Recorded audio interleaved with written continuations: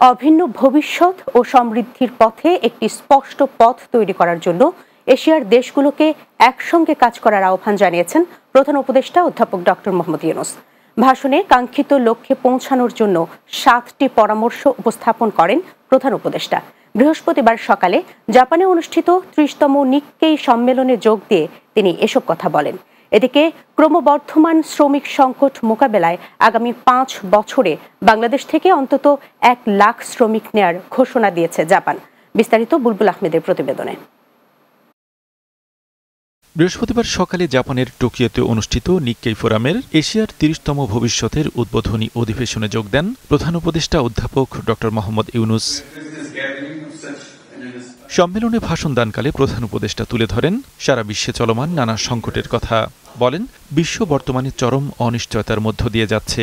এই পরিস্থিতিতে বৈশ্বিক আস্থা হুমকির মুখে। তাই এ থেকে উত্তরণে সবাইকে এক হয়ে কাজ করতে হবে। The future of Asia is not just about economics or geopolitics. It's about people. It's about ideas. It's about the young people hoping to create a new world, completely different from the world we have already. তিনি জানান, Ukraine, Gaza এবং দক্ষিণ ও দক্ষিণ পূর্ব এশিয়ার দেশগুলোতে যুদ্ধ ও মানবসৃষ্ট সংঘাত হাজারো মানুষের জীবন ও জীবিকা ধ্বংস করে দিচ্ছে। বাংলাদেশ রোহিঙ্গাদের নিয়ে সংকটে রয়েছে। এ থেকে মুক্তির পথ খুঁজতে হবে।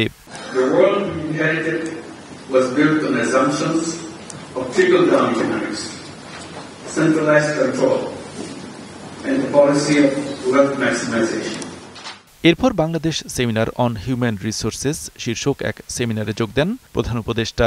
অনুষ্ঠানের শুরুতেই জনবল নিয়োগ নিয়ে দুই দেশের মধ্যে 2টি সমঝোতা স্মারক স্বাক্ষরিত হয়, যার ফলে বাংলাদেশ থেকে শ্রমিক পাঠানোর পথ উন্মুক্ত হবে।